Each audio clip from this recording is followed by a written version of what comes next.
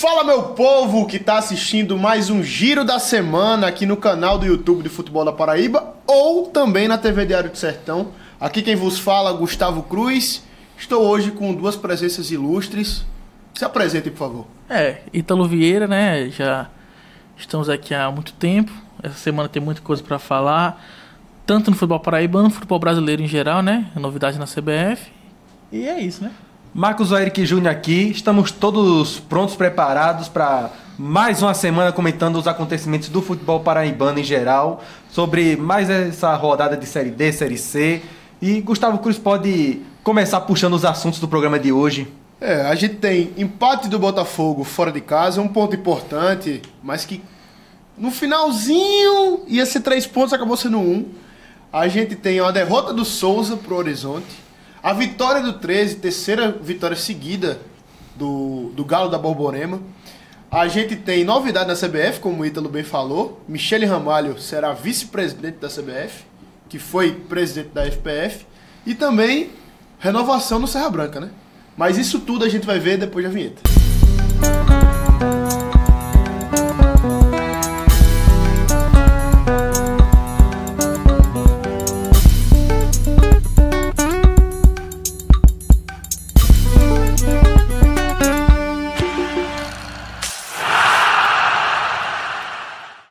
Muito bem, vamos começar o assunto do nosso Giro da Semana falando do Botafogo, né? Vamos falar de Série C.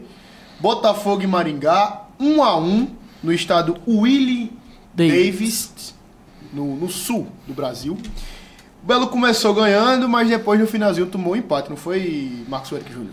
Exatamente, o Botafogo, que agora sob o comando do novo treinador Márcio Fernandes, iniciou com uma pressão muito grande nesse jogo, porque se perdesse já podia estar ali colando na zona de rebaixamento, mas acabou conseguindo esse empate. A gente fala muito sobre a importância dos empates fora de casa, só que nesse contexto talvez não fosse o ideal, porque o Botafogo já perdeu muito ponto na competição, inclusive dentro de casa, e acabou continuando nesse prejuízo. Por conta desse empate, o time do Botafogo ele começa muito mal nessa Série C e vai buscar a recuperação agora, que foi um jogo já contra um adversário muito difícil, que foi o Maringá. O Maringá é um time que está disputando na parte de cima da tabela, e o Botafogo começa lá embaixo, né?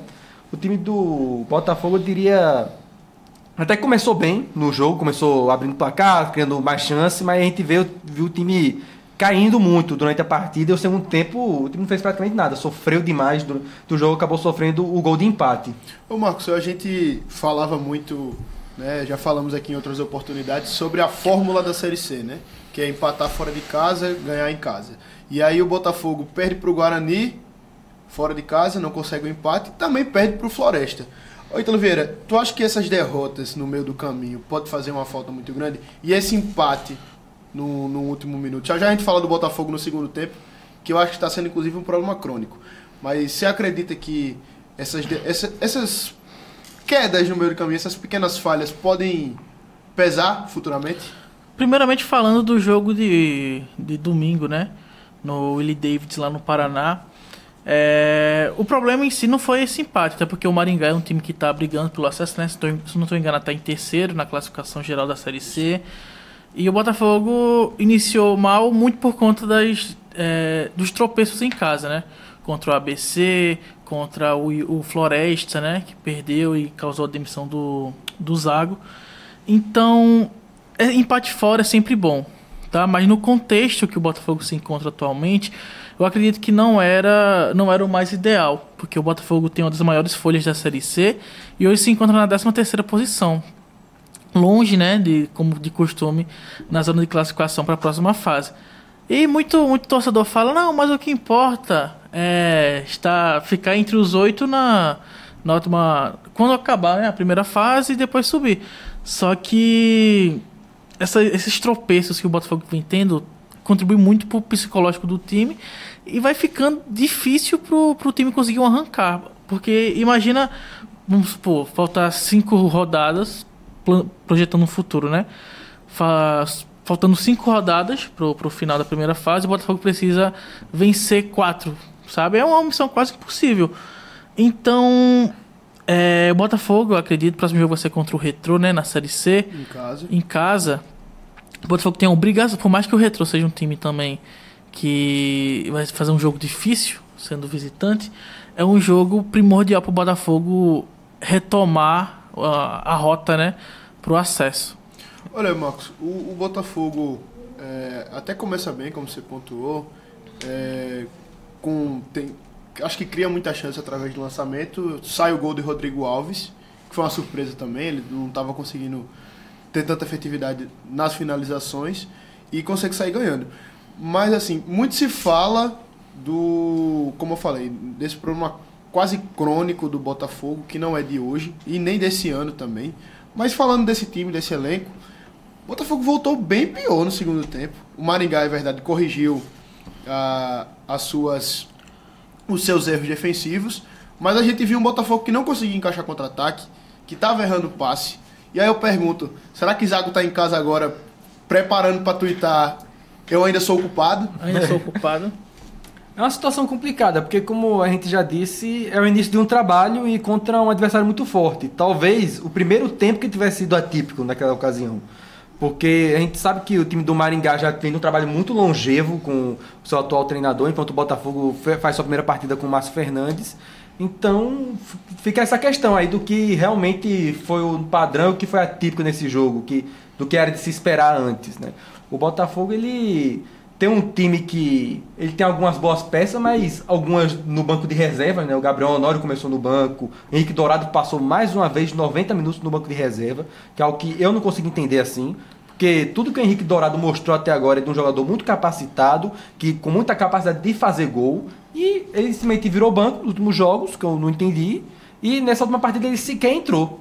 E eu não consigo entender. A não ser que ele esteja apresentando algum problema muito grave tecnicamente no treino, tá isolando todas as bolas, ou tá com algum problema de lesão, a gente não sabe, né? O Henrique Dourado, ele não mostrou em nenhum momento essa queda assim, e nem o Denilson, que entrou no lugar dele, mostrou alguma coisa para barrar Dourado, porque o Denilson, ele fez uma Série C muito boa com o Atlético, ele é um jogador que chegou com uma expectativa já alta, mas no Botafogo até aqui, ele não fez muito mais do que o Dourado para chegar e barrar de vez o jogador. O Denilson, falando nisso especificamente, ele é muito forte fisicamente. Acho que todo jogo a gente fala sobre isso, mas realmente não está agregando muito. E aí eu queria também até aproveitar e falar sobre isso. Alguns jogadores que entraram também não conseguiram mostrar esse desempenho. A torcida nas redes sociais falou muito sobre o elenco ter forçado, ter jogado mal. Não sou eu que estou falando, tá? E nem estou falando que eu concordo com isso. Mas ter forçado, jogado mal nas últimas partidas para tirar Zago, né? E eu queria que vocês falassem se vocês realmente acham que pode ter tirado a perna um pouquinho. Eu acredito que talvez, quando o trabalho não tá bom, não encaixa, o jogador perde um pouquinho a vontade às vezes. Mas eu não vi muita diferença também não. Assim, partida. É porque esse assunto ele sempre vem à tona quando um time tá mal, mas eu acredito que eles só estavam fazendo esse corpo mole se eles realmente fossem atores incríveis, porque no jogo contra o Floresta, a nossa equipe estava lá, até registrou alguns momentos, a gente não publicou, mas registrou, dos jogadores realmente indignados, frustrados após o fim do jogo, assim, irritados mesmo após o fim da partida, que se eles estavam de corpo mole ali, é porque eles realmente estavam atuando muito bem depois do jogo. Eu concordo com o Marcos, eu acho que não foi pra derrubar Zago, não. Eu acho que tá faltando mesmo, sei lá, algum acho que não encaixou mesmo. Alguma coisa tá acontecendo. Torcedor é passional, né? Ele vai criar a teoria da conspiração, vai tentar falar alguma coisa pra justificar o mau desempenho do time, mas é como o Marcos falou mesmo. Às vezes o trabalho não encaixa, sabe? O Zago, ele é um treinador que dispensa apresentação, teve passagem por grandes clubes no Brasil, passagem fora do país também. Quando ele foi anunciado pelo Botafogo, todo mundo pensou, caramba, agora vai, né? Eu vi até algumas postagens de torcedores rivais de Botafogo na Série C, torcedor do Náutico, do Retrô, comentando sobre essa contratação do Zago, né? E todo mundo imaginava, agora vai, né? Agora, depois de vários anos, o time tá com a SAF, tá com uma das folhas mais caras da competição, agora trouxe o Zago. A tendência é que agora o Botafogo vai, mas não foi até agora, né? E essa questão do não ter mudado muita coisa, porque é o primeiro jogo do Márcio Fernandes, né, no comando do Botafogo. Então eu já esperava que não ia ter mudanças drásticas no que a gente viu contra o Floresta, porque a gente viu contra o Maringá, lógico. Na minha opinião, o primeiro tempo do Botafogo foi muito bom.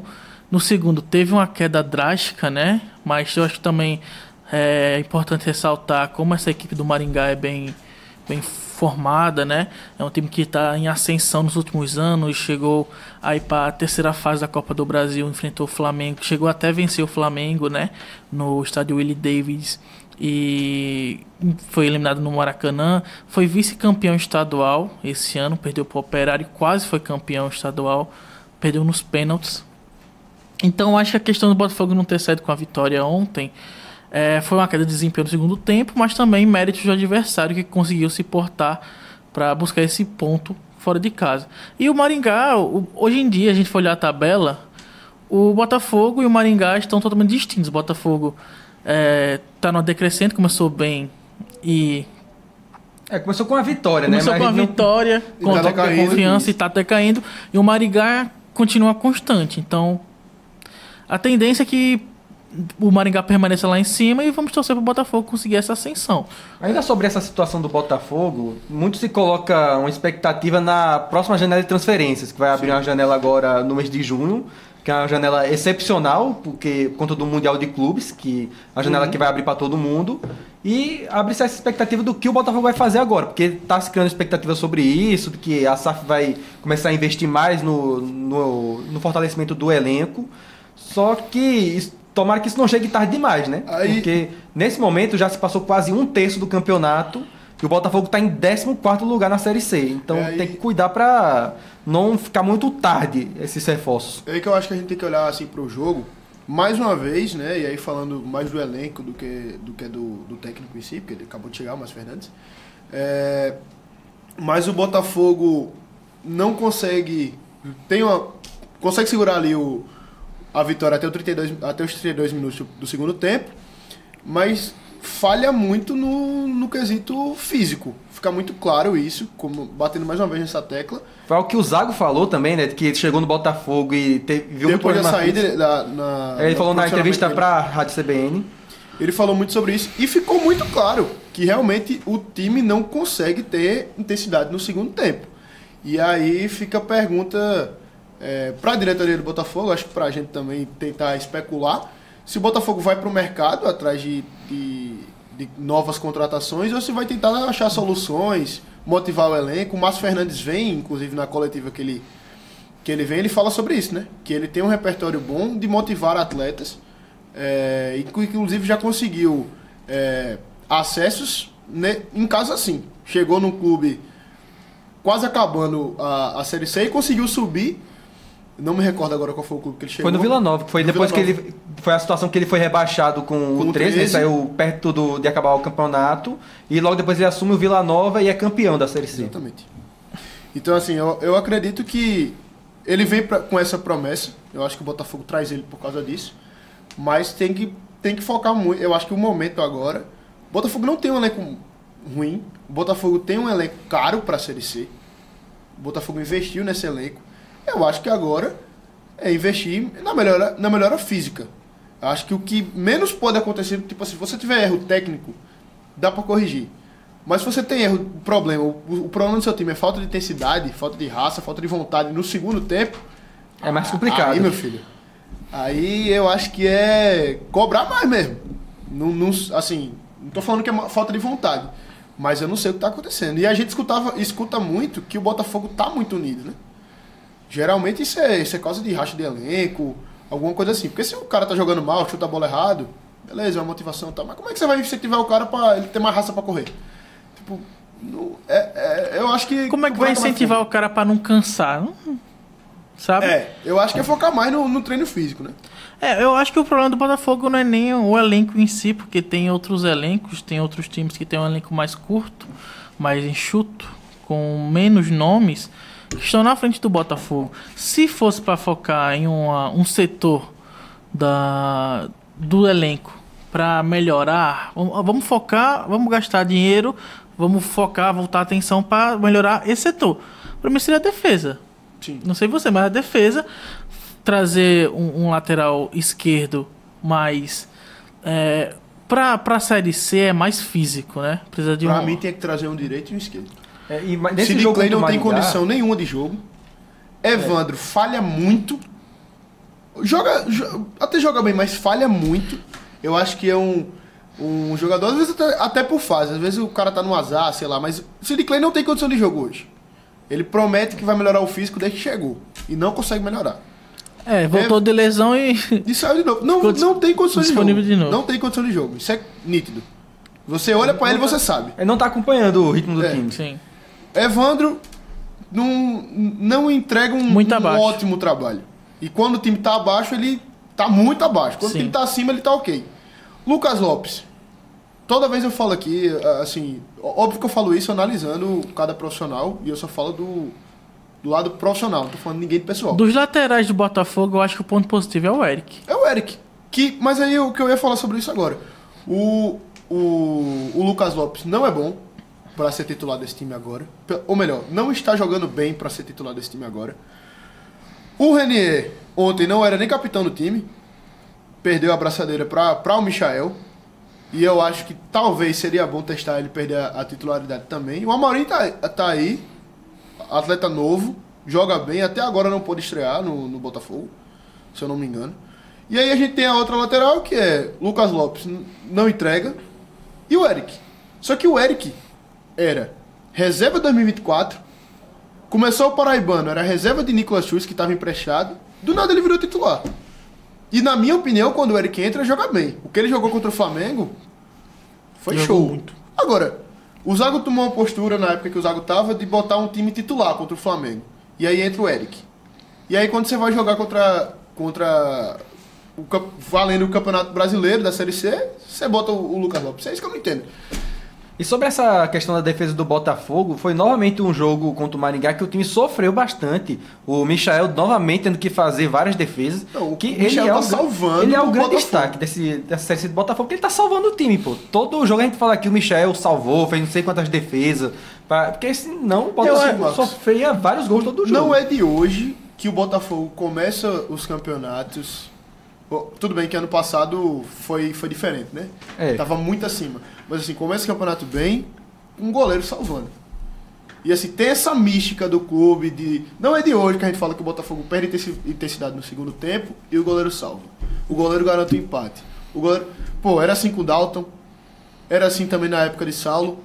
Agora tá sendo com o Michael. Só que de novo vai ser um ciclo. Eu acho que a diretoria, ainda mais agora que é SAF, né? Poderia ver a história do passado e ver, ó, vocês estão indo no caminho igual desde 2013 pra cá. Desde 2014, né? No caso, pra cá. Tá só se repetindo, velho. Felipe Paredão também, 2021. A gente pode pegar até o exemplo desse ano. As principais revés do Botafogo na temporada. Eliminação contra o Motoclube na Copa do Nordeste. O Botafogo tomou um gol de falha defensiva no final do jogo. Contra o Souza, jogo de ida do Paraibano, o gol de Pedro Lima foi faltando 8 minutos para o jogo acabar, falha defensiva no início da jogada. E o gol de Elielton na final do Paraibano de novo, também no final do jogo, também uma falha no início da jogada. Não, vamos pegar mais. Lance com o ABC, que não teve o gol, mas teve a expulsão do Michael. Você deixou o time todo exposto com o Guilherme Santos no gol. O erro foi total de Marcelo Augusto naquele lance. O que ele fez ali era na minha... ainda bem que eu não sou dirigente de nenhum clube. Se eu sou dirigente, eu falo, tá rescindido o contrato, vai embora. Não podia acontecer aquele lance. Ainda mais ia ser uma lei do ex lindo pra Bruno Leite. Sim. Não, e ele sai totalmente na frente no lance. Não, mas foi um erro brutal da defesa. Aí a gente tem...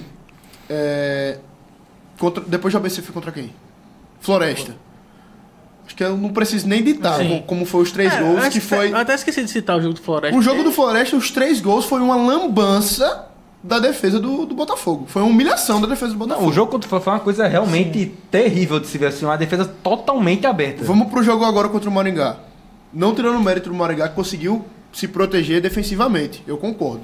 Mas o gol do Maringá não é tirando o mérito, mas foi também uma falha defensiva do Botafogo. Também desatenção. E mais uma vez na reta final. Foi uma desatenção. E mais uma vez na reta final. E Lucas Lopes perdendo o gol também. Tem que ser falado. Então, assim, eu acho que o Botafogo, na minha opinião, tinha que contratar lateral direito, tinha que contratar lateral esquerdo e tinha que ver alguém para acompanhar o Lomar. Pra mim, eu tentaria no Amorim. Contrataria 2 laterais e 2 zagueiros. Porque se Lomar não jogar... Não, concordo. Entendo. Eu não acho que o Renier é ruim. Não, mas eu acho que... Pô, trazer um cara tão jovem, que é bom zagueiro, o Amorim é bom zagueiro, e deixar de reserva, pra mim não dá. Eu fico assim. E assim, cara, eu tô vendo o Botafogo repetindo os mesmos erros de anos passados. Cada vez melhorando a estrutura também com a SAF. O torcedor se aproximando, e eu vou voltar a dizer o que eu já falei aqui. Esse ano pode ser um divisor de água muito importante para o Botafogo, principalmente da relação Botafogo-torcida. Porque a gente viu a consequência que teve o ano de 2024 com a torcida do Botafogo. E eu aqui não estou criticando a torcida do Botafogo. Eu acho que você vê o seu time fazer a melhor campanha da história da Série C para depois fazer o que fez no mata-mata, é normal que a torcida vai largar, a torcida vai largar, que eu diga, vai parar de acompanhar, não vai lotar estádio como desanimar. sempre, que é normal, todo time acontece isso. Só que aí você faz o número de sócio nos últimos anos pra cá, não teve o número de sócios tão alto, já teve mais alto, mas não teve tão alto nos últimos anos pra cá. Um apoio esplendoroso, você traz Henrique Dourado, você traz Rodrigo Alves, que subiu com o Remo, você traz Denilson, que subiu com o Atlético, Silvinho, você traz Silvinho, você traz o próprio Sid Clay, que tem um nome, o Michael como goleiro, não posso chamar palavrão, mas muito bom. ótimo. E, pô, eu acho realmente que o Botafogo corre riscos de ano que vem, se não subir ou se passar uma vergonha, feito fez ano passado, que na minha opinião foi uma vergonha, corre risco de ser abandonado, assim, muito forte pela torcida. E é o que eu tava falando. Muitos times que passam 10, 13, 14, 15 anos no mesmo estado sem conseguir subir, uma hora vai cair, velho. O Santa Cruz já foi time de Série A. A torcida não abandonou, mas olha onde é que tá o Santa Cruz agora. Tá ligado? Assim, eu hoje em dia estou vendo para o Botafogo com medo e receio de realmente do futuro. Porque se começar a dar errado, a SAF, querendo ou não, quer dinheiro. Começar a dar errado, uma hora a SAF vai desistir. A gente não pode mentir também. Não tô falando que a SAF não ama o Botafogo, não tem carinho, mas é uma relação comercial. A gente não pode mentir. E assim, 12 anos de Série C. Se continuar de novo, vai cada vez mais perder investidor, vai cada vez mais perder torcedor. Então, assim, eu acho que tá na hora de buscar realmente soluções logo, porque ou vai esse ano, ou o Botafogo corre grande risco de... Pô, a gente tem um exemplo do Campinense, perto. Eu ia falar exatamente, você não precisa nem ir para outros estados. Campinense estava na Série B em 2009, e hoje tem 3 anos que está sem divisão. O Botafogo, a torcida acredito que ainda está muito esperançosa com a SAF, porque quando a gente viu aquela euforia toda do começo, porque realmente eles chegaram e investiram muito na estrutura, no marketing, coisas que não eram nada comuns vindo da gestão antiga do Botafogo. E a torcida começou a ver essa nova gestão fazendo essas coisas que nunca ocorria antes, de reformar o CT, de fazer um plano de sócio que realmente seja vantajoso, de ver o clube realmente fazendo campanhas para incentivar a torcida a se fazer presente no dia a dia do clube. Ver grandes jogadores chegou, o Henrique Dourado chegou, é um grande jogador. Mas neste momento agora, já passou alguns meses, desde que a SAF assumiu o comando do Botafogo, e a euforia vai passando, e quando uma má fase chega, vai começar a chegar um nível de cobrança. E a torcida do Botafogo hoje está nessa cobrança, porque já se passou alguns meses, essas ações já aconteceram, o clube já teve essa... posso até dizer que elevou o patamar em nível de estrutura. Sim. Só que isso tem que refletir dentro de campo também, porque é um clube de futebol. E o clube ele tem que ter um elenco hoje forte para conseguir subir para a Série B. E o time do Botafogo ele tem bons nomes. O Henrique Dourado, por mais que não esteja jogando por algum motivo que eu não sei, tem que jogar. Ele é um grande nome. Mas se você for ver, não tem... comparado com o que a SAF tem tanto prometido, o elenco do Botafogo hoje não é desse nível, não. Porque a SAF chegou com uma promessa, uma campanha de que vai mudar o clube de patamar. Chegou aqui e investiu na estrutura para mudar o clube de patamar. Mas o elenco não mudou de patamar. É um elenco que é parecido com os últimos anos. Tem alguns jogadores ali que vão se destacar, alguns jogadores que têm nomes interessantes, mas que no geral ainda é um elenco bem mediano para baixo. É importante ressaltar que, lógico, o Botafogo hoje, a gente que acompanha por dentro do clube do que o torcedor comum, a gente vê que hoje o Botafogo é um clube totalmente diferente do que foi anos anteriores.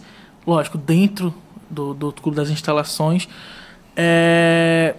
E o torcedor do Botafogo, vou ser bem sincero aqui, o torcedor do Botafogo não pode se iludir pensando que vamos virar potência no Nordeste em 3 anos. Não é assim.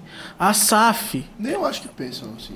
A promessa da SAF é de que o clube vai jogar a Série A, né? Compra tanto esse tempo, sim, entendeu? Porque a SAF, por mais que eu veja muitas coisas boas na SAF do Botafogo, leva tempo. Leva tempo para se estruturar e tudo mais. A gente pode pegar exemplos de clubes no Brasil, o Botafogo do Textor, né, do Rio. Demorou 3 anos, 4 anos para competir, né, para ser campeão. O Cruzeiro agora que está engateando para voltar. O Vasco da Gama deu errado a SAF do Vasco da Gama. Então a SAF não é certeza de título, não é certeza de vitória. E caso for, não vai ser de imediato, não vai ser em 1 ano. Eu vejo o Botafogo com um potencial muito grande de sim chegar numa Série A, por que não? Porque o trabalho que está sendo feito internamente, focando nas estruturas, focando no marketing, nas mídias sociais do clube, porque querendo ou não, gente, hoje em dia, o que faz um time ter publicidade, patrocínio, renda, são muitas redes sociais. Isso que a gente está vendo aqui, Instagram, YouTube, o canal de comunicação do Botafogo. Então o trabalho está sendo feito, tá caminhando. Lógico que a curto prazo o torcedor não vai ver muita diferença. O Botafogo está encaminhando a ficar mais um ano na Série C. Infelizmente, dentro de campo as coisas não estão saindo como a torcida, a diretoria planejava. Mas o torcedor do Botafogo tem que entender, por mais que já são 12 anos, né, na Série C, 12 anos sem acesso, mas ainda vai demorar mais um tempinho para o Botafogo chegar ao que foi prometido. Não, aí eu vou discordar. Vou deixar você terminar de falar. Pode prosseguir. Não, eu acho assim, cara, eu já falei isso em outras oportunidades também. Eu acho que o torcedor é lúdico. O torcedor que acha que torce, sei lá, o time do bairro dele, acha que o time dele é o maior clube do mundo, ele vai acreditar que o clube dele do bairro vai torcer. Clube do bairro assim, de pelada mesmo, tô falando. Pô, eu acho que o clube do futebol da Paraíba, amador aqui, que tá eu e Marcos no ataque, vai ganhar do Real Madrid. Entendeu? Então, eu acho também que é muita promessa. E eu não vejo assim, o Botafogo, o torcedor tem que entender que... Porque assim, cara, não é mais esse papo. Eu acredito assim. Não é mais esse papo. O investimento que está sendo feito, as campanhas que estão sendo feitas, o Botafogo hoje tem um time, pelo menos o que foi prometido é que o Botafogo teria um time de Série B. Por quê? Quando você tem um time... Quando você quer subir da Série C para a Série B, você tem que ter um elenco de Série B.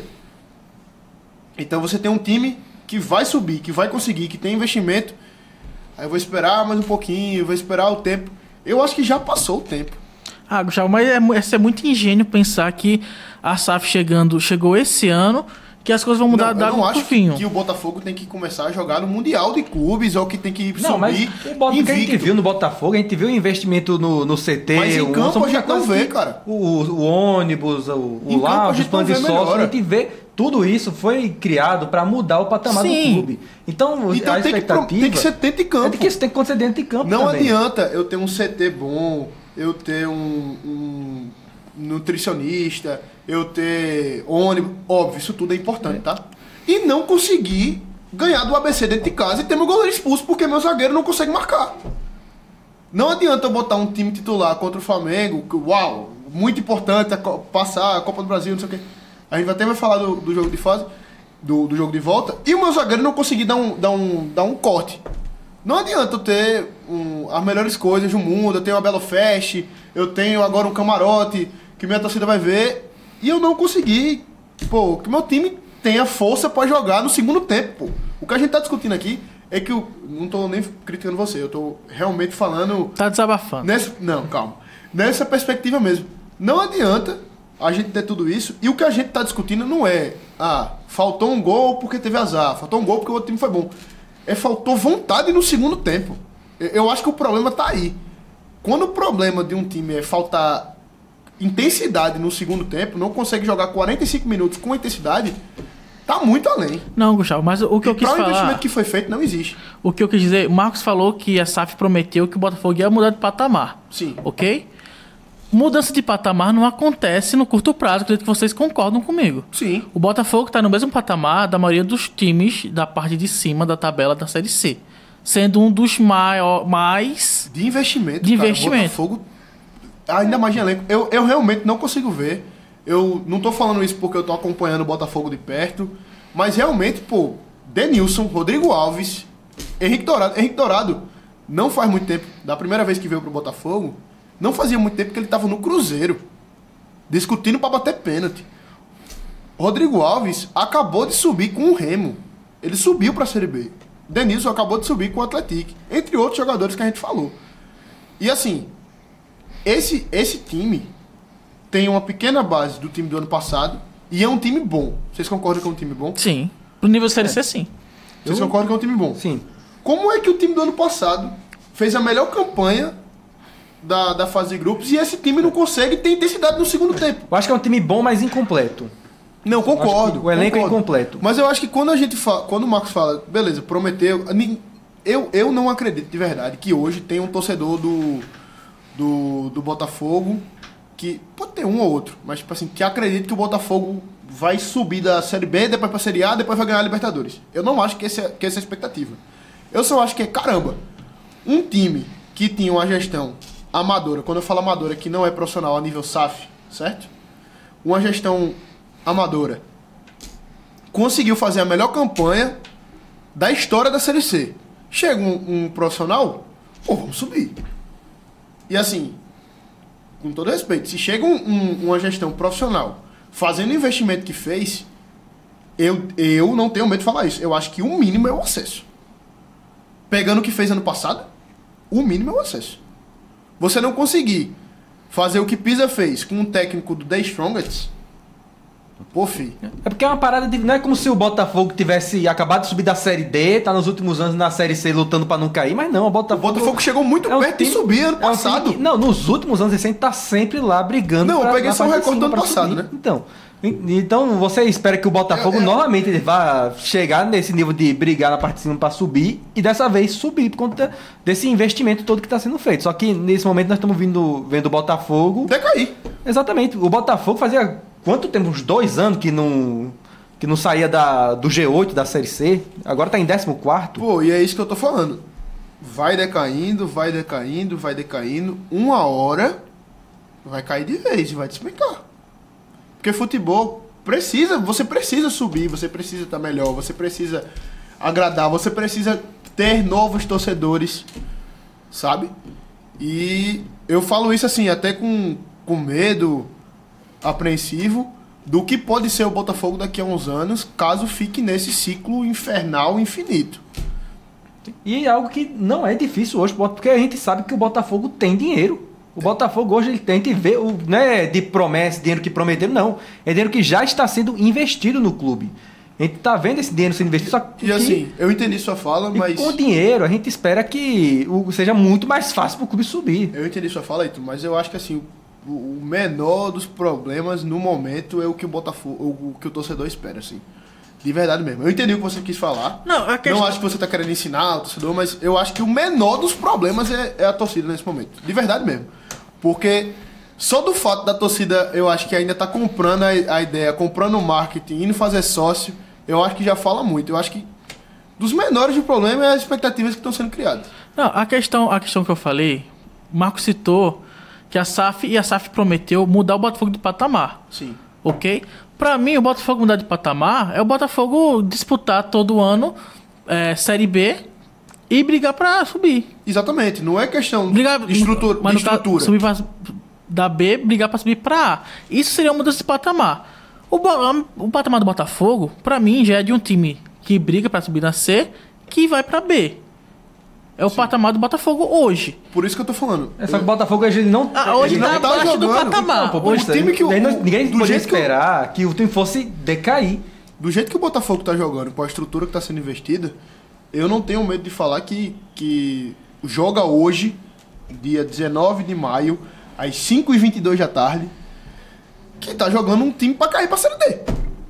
Que tá mais próximo do que ir pra... Tá mais próximo de cair pra Série D do que se manter na Série C, inclusive. Tá no começo ainda, mas são Não, óbvio que 3 pontos para o G8 e 2 pro eu não pro acho Z4. que o Botafogo vai cair pra Série D. Sim, a gente eu entende. acho que inclusive, não, só explicando aqui. Eu acho que hoje ou melhora, mas assim, se o Botafogo continuar jogando esse futebol, é mais provável que caia. É mais provável que caia. Vamos ver como é que vai ser na janela, né? Porque é a chance de consertar os erros que foram cometidos até aqui. E vamos falar da volta da Copa do Brasil. Sim, O porque importantíssimo jogo contra o Flamengo. é aquilo. O Botafogo ele vai enfrentar o Flamengo lá no Rio com a esperança de fazer um jogo histórico, mas é que todo mundo sabe que Gente, a chance ela é quase irrisória, né? Ele Qual sabe a muito bem. importância desse... Aí eu tenho uma pergunta pra vocês. Qual é a importância desse jogo, visto que você acabou de não conseguir ganhar do Maringá e você foca todas as suas energias e importâncias para ganhar do Flamengo? Eu falaria que a importância é zero, mas acho que é menos que zero. Então eu colocaria... A importância é negativa. Manda o sub-20, manda os moleques lá jogar. Conhecer o Rio de Janeiro. E aí eu acho que assim, não é falando mal de jogador, porque são profissionais e estão querendo o melhor pro trabalho. Obviamente que a gente também sabe que muitos jogadores vão querer estar jogando essa partida por vitrine, né? Sim. Então, óbvio que vai ser mandado o time titular, óbvio que vai ter lá o time titular, os caras vão dar a vida pra jogar contra o Flamengo.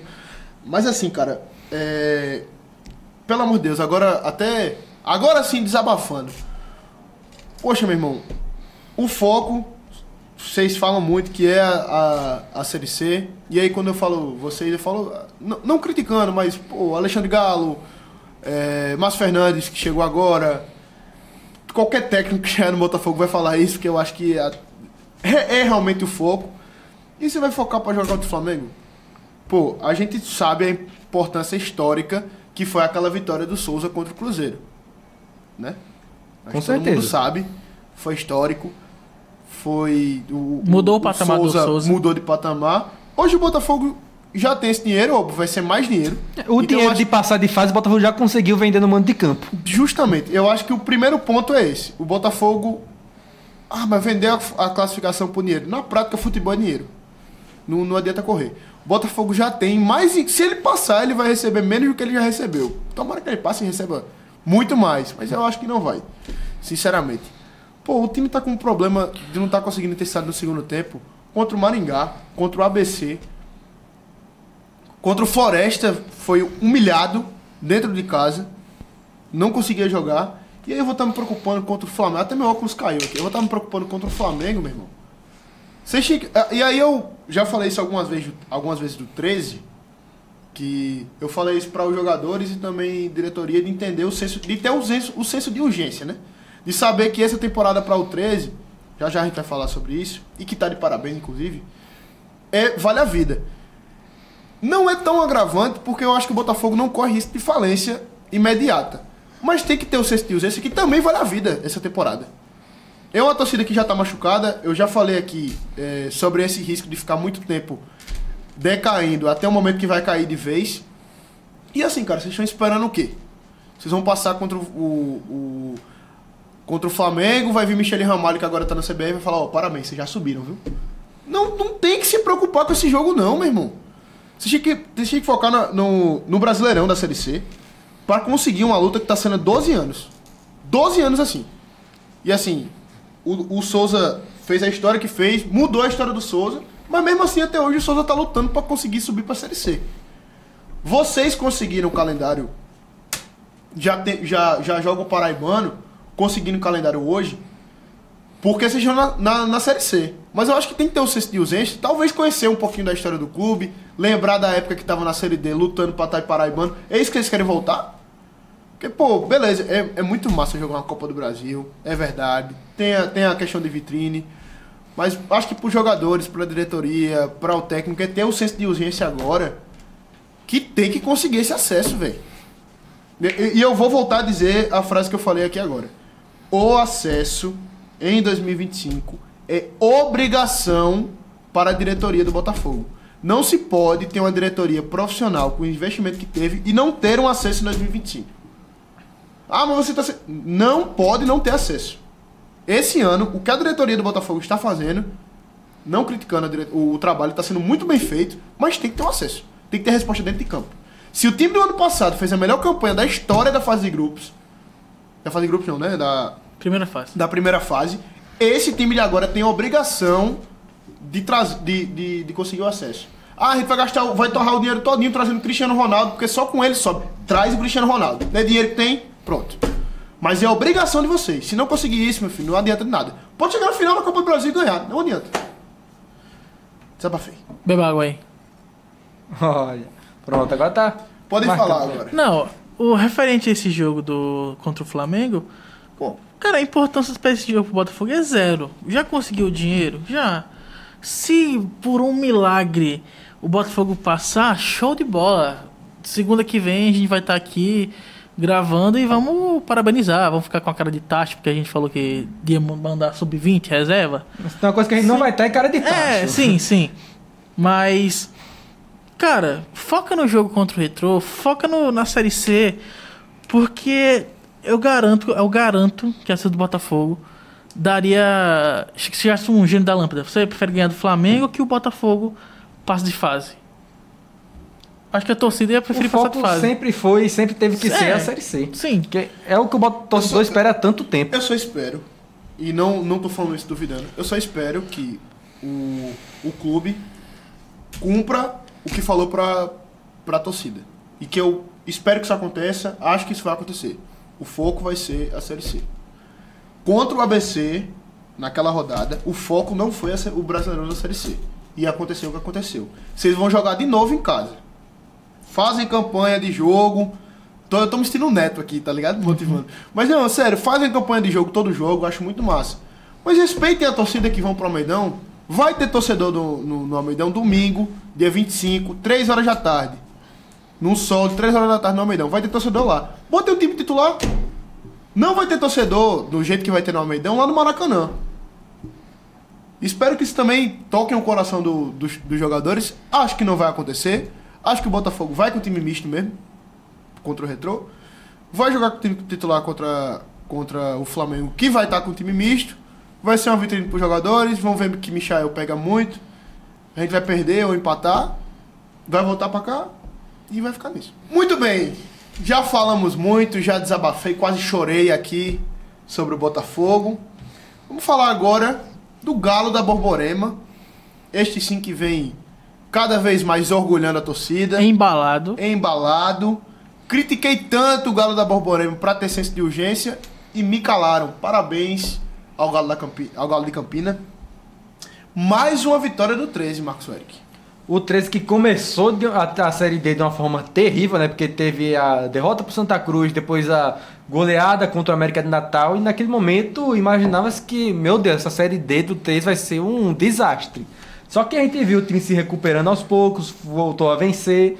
Venceu contra o Souza de uma forma heróica, com um jogador a menos. E agora mais uma vitória, terceira vitória consecutiva a partida contra o Ferroviário. O time tá embalando e já dá uma nova esperança pro torcedor. Mesmo com a troca de treinador, que Felipe Surian ele pede demissão para assumir o capital do Distrito Federal, mas o Marcelo Vilar assume e acredito que o torcedor 13 ficou mais esperançoso ainda com o Marcelo Vilar, né?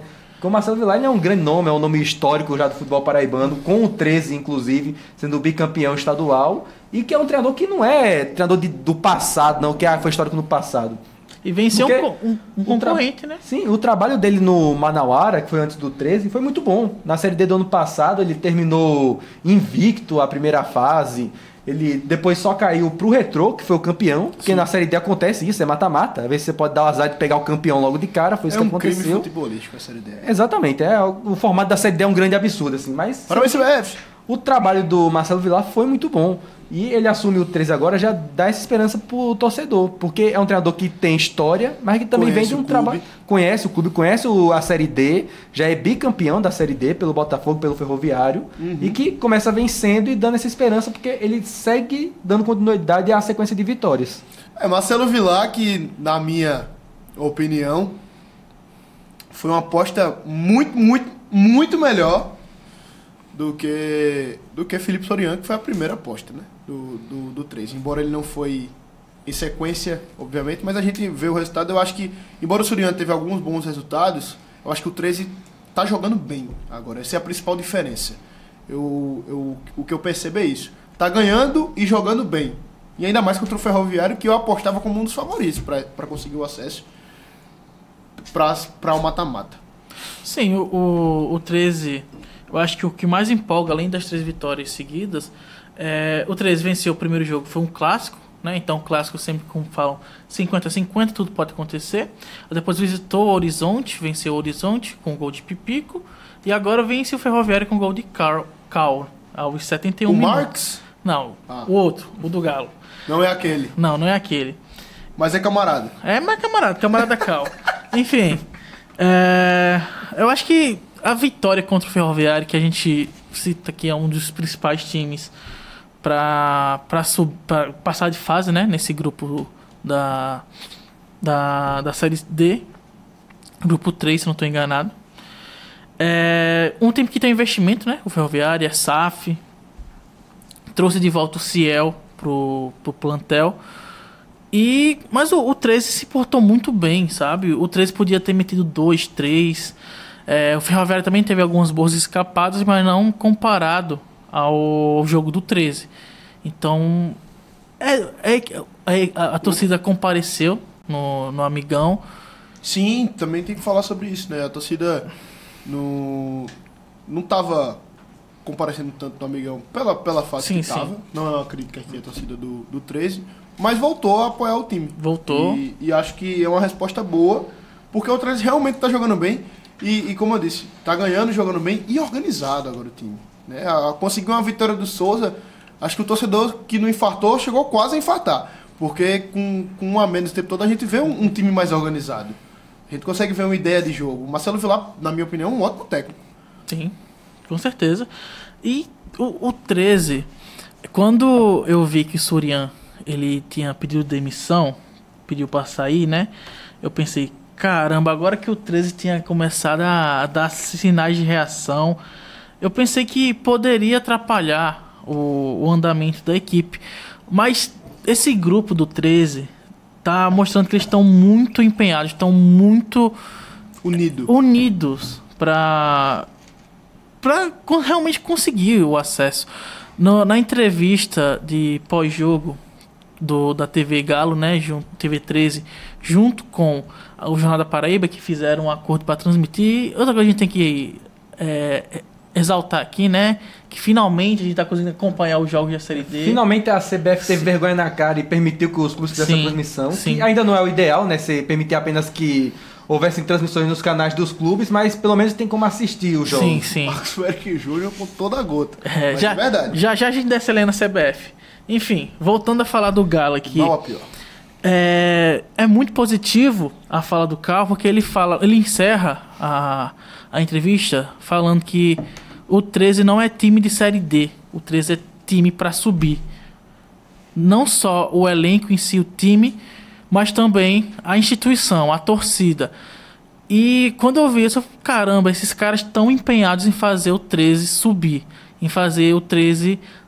Eu acho que o mais importante do que desempenhar é fazer a torcida acreditar, a chamar o torcedor do 13 novamente para o estádio, para que essa torcida que foi tão maltratada no início do ano, teve muito medo de ser um centenário melancólico, eles têm esperança que esse centenário tem alguma esperança ainda de se salvar. Então, eu acho que o principal parabéns que a gente pode dar para hoje é pro elenco do 13, que pode não ser um dos mais qualificados, pode não ser o melhor elenco que o 13 já teve nos últimos anos, mas é um elenco que está empenhado e fechado para fazer o 13 subir. Eu não acho que o elenco do 13 seja bom. Eu sempre falei isso aqui, que eu não acho que o elenco do 13 esteja entre os melhores da Série D. Mas a gente tem que lembrar também que na Série D não são muitos elencos de alto nível. Então, assim, só de ter essa união, essa garra, essa raça do time, já é um diferencial do 13 que vai ter que apelar muito para isso nessa Série D. Porque a gente sabe que as contas, a gente falou muito sobre o Botafogo, de ter dinheiro, ter investimento da SAF, mas o 13 ele não está nessas mesmas condições, né? O 13 ele tem muita dificuldade financeira nesse momento e está numa corda bamba nessa Série D. Tá essa pressão de ter que subir, senão fica sem divisão no ano que vem. Eu acho que a principal diferença é que o elenco aparenta para nós, e ainda mais com o Marcelo Vilar, por ele conhecer já o clube bem, que tem esse senso de urgência, que eu acabei falando sobre o Botafogo, eu acho que pro 13 principalmente, de saber, estamos no ano do centenário, corremos o risco de ficar sem calendário, terminou, e precisamos dar a vida para isso aqui. Eu acho que a resposta é essa. Também falando sobre elenco, né? O Dione acabou indo pro banco novamente. O Dione ele não teve um início de Série D tão brilhante quanto ele teve no Paraibano, né?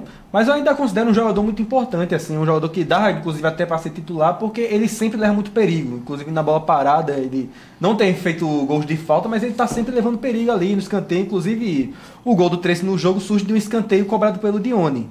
Então eu acho ele um jogador muito importante de se manter no time, mas que ele não tenha sido mais tão brilhante quanto ele demonstrou no Campeonato Paraibano deste ano. Eu sou sujeito a falar que eu sou muito fã do futebol do Dione, então eu acho, num elenco do 13, eu acho que ele tinha que ser, o time tinha que, podemos dizer, voltado a ele, mas ele está iniciando agora nos bancos, não sei se é questão física ou se é questão técnica, uma opção tática mesmo, né?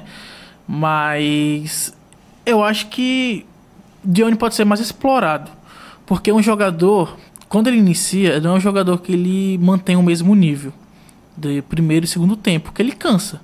Ele é muito acionado e ele acaba sendo desgastado, acaba sendo sobrecarregado em cima do 13. Talvez utilizar o Dione no segundo tempo seja algo mais estratégico. Eu não sei se é a melhor estratégia, considerando o nível técnico do jogador. Sim. Talvez o Vilar ele tenha visto uma forma, pelo menos no momento, como eu sempre falo, né, a Série D é um campeonato curto. Então, talvez, se não for uma questão técnica, né, mas pensando numa questão tática, o único que eu vejo agora é talvez tirar o Dione, até você conseguir uma forma de jogar com ele ali no meio. Mas para o time ficar mais organizado, porque o 13 tava lá na lateral, voltava para Dione. Tem uma chance para cruzar, voltava para Dione. Para ele cruzar. Então ele sempre tinha, quase que todas as ações ofensivas do 13, pelo menos a minha análise, era feita por Dione. Quase todas. Sim. Principalmente por bola parada. E aí acabava que o 13, por exemplo, sofria muito contra-ataque. Acho que até por isso sofreu com algumas expulsões, que na hora do desespero eu acabava expulsando. Talvez, eu concordo com o Ítalo, seja uma forma de organizar melhor o time, para você conseguir bons resultados, e o time meio que aprender a jogar sem Dione, né, digamos assim, e também não desgastar muito o jogador, né. Mas eu acredito que em algum momento, se não for uma questão de saúde, se o Dione mostrar nos treinos ou jogando, eu acredito sim que o Vilar consegue reorganizar o time para jogar com o Dione. Não para jogar dependendo de Dione, né? Que eu acho que isso não pode acontecer. Sim, quando a gente falou muito no Paraíba, na Dione dependência, né? Eu acho que o 13 tem bons jogadores para ajudar o Dione, para ajudar o 13 nos jogos, mas o principal referência técnica é ele, né? Mas vamos falar um pouco sobre outros jogadores. Igor Ryan voltou ao gol do 13, né? Após ser bancado contra o América. Depois disso são 3 jogos do 13, 3 vitórias, nenhum gol sofrido, e os 3 jogos foi 1-0. Então, se o ataque tá fazendo poucos gols, mas tá funcionando, a defesa tá sólida. 3 jogos, nenhum gol sofrido. Igor Ryan ontem fez grandes defesas quando o Ferroviário estava melhor no jogo, né? A parte final, o Ferroviário tentou fazer aquele abafa, né? Pra tentar sair com um pontinho de Campina Grande. E outro jogador que eu destaco que, cara, impressionante ver ele jogar é o Rodrigo Gaia, cara. Ele é um... Parece que ele tem 4 pulmão, cara. Ele corre demais o campo todo, ele se movimenta. É aquele jogador que falam muito se Joaquim tivesse aqui, ele ia falar, né? No box to box, que vai pro ataque, volta pra defender, organiza o meu campo. Meu campo já completo. Eu gosto muito desse tipo de jogador. Quando eu tô vendo o jogo do 13, eu presto atenção bastante no Gaia, porque é um jogador que eu gosto muito de ver jogar por conta disso. É um jogador físico que ele aparece para ajudar na defesa, ele aparece para armar o jogo, para ajudar o Dione a fazer essa armação quando o Dione é titular, também para ajudar os atacantes como uma opção. Então, apesar do 13, como a gente já falou, não é um dos elencos mais qualificados, tem alguns jogadores, tem algumas peças que merecem destaque. O caso do Pipico também, que marcou o gol da vitória contra o Horizonte, com o Cal, que marcou o gol, né? Marcou o gol da vitória na tarde de domingo. Então, acho que por mais que não seja um elenco totalmente qualificado, tem boas peças para extrair e que o 13 possa sonhar, né, nessa classificação para a próxima fase. E foi algo que eu falei no último giro da semana, que o 13 agora ele tá com a faca e o queijo na mão para encaminhar a classificação nos próximos jogos.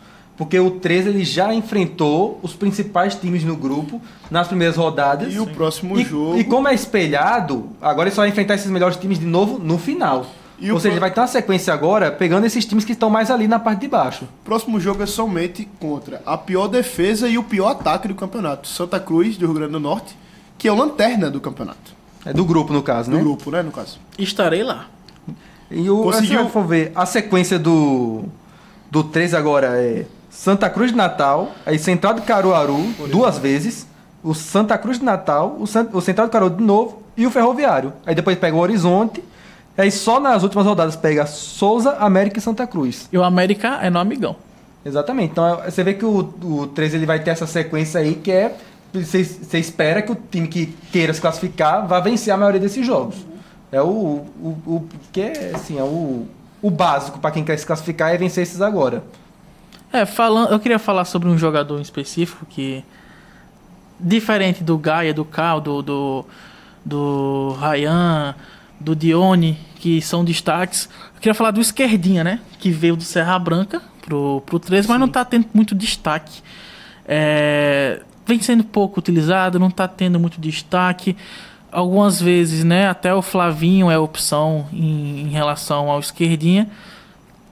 Queria ver mais futebol do Esquerdinha, que ele foi destaque no Paraibano com o Serra Branca.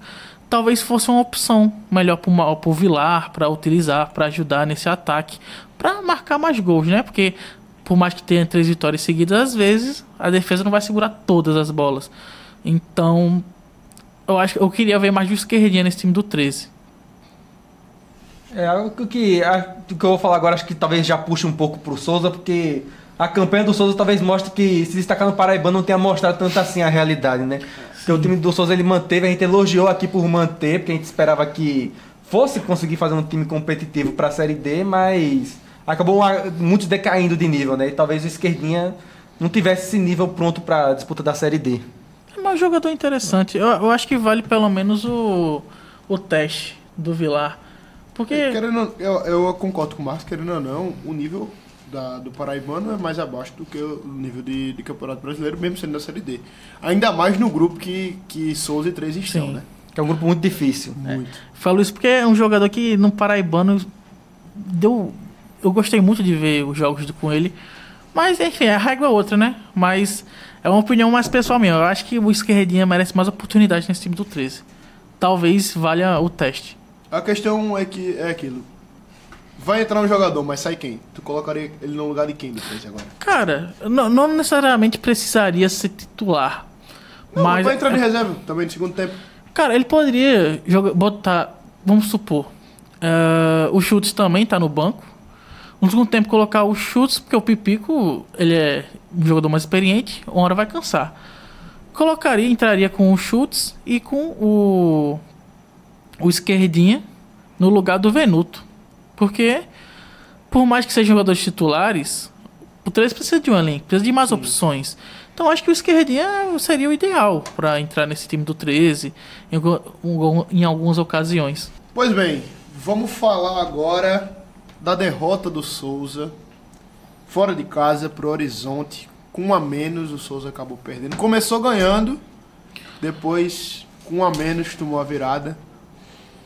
Nessa noite de domingo, o Aldeone não cantou, né? A situação do Souza tá bem delicada nessa Série D. Começou muito mal. Tá começando a ficar preocupante. Aí, Francisco Diá assume, vence por 4-0 o Ferroviário, uma maneira extremamente surpreendente, já criou sua nova expectativa. E o Ferroviário. Exatamente, o Ferroviário que é um time bom, o time começou bem, aí teve esse jogo com o 13 também que perdeu, mas fez uma partida equilibrada. Só que... E perde pro Horizonte. Aí vai na próxima partida e perde pro Horizonte. Mas acho que o Souza ele também tem sido muito prejudicado por erros individuais assim nos jogos, que esse jogo demonstrou bastante, assim, o gol contra do Wesley Moura, a expulsão do Jackson. Então você vê que talvez o time nem seja tão mal assim, mas que tá se complicando muito, e você começar mal assim, pode ser que não se recupere depois. Cara, só um dado aqui, a gente falou da expulsão. O Souza tem 5 jogos na Série D. O Souza agora tem 4 expulsões. No jogo contra o Horizonte foram 2 expulsões. 2 expulsões. Contra o 13 foi uma, também um jogador do 13 foi expulso. E contra o Souza, contra o Central, perdão, foi mais um expulso, que foi o Wesley também. Então, a gente falou do nível, eu citei o Esquerdinho agora há pouco, do 13. Um jogador que teve um grande destaque, teve até em votações para ser o craque, né, do campeonato, o Wesley Moura, tá com muitas falhas individuais, sabe, nessa Série D. Foi expulso contra o Central, sabe? Até o Bruno Fuso, que a gente sempre elogiou pra caramba ele, assim. E nesse jogo, depois que teve o gol de empate do Horizonte, ele quase entrega logo em seguida também. Então você vê que os jogadores eles caíram um nível e assim, o Horizonte, do Paraibano pra essa Série D. O Horizonte, com todo respeito, tem um time muito mal. É um time time muito ruim. Eu classificar como o pior da. Eu me surpreendi com o Santa Cruz de Natal, com o Santa Cruz de Rio Grande do Norte, conseguiu ser pior ainda. Mas o Horizonte é um time ruim. Um time ruim. É um time fraco. É um tá time muito abaixo fraco do restante do grupo, e o Souza perdeu pra esse time. E o Souza, em teoria, pelo menos, está muito acima do Horizonte. Está muito acima do... Muito acima não, mas está acima do Central. Está acima do 13. Tá muito acima do Santa Cruz do Rio Grande do Norte.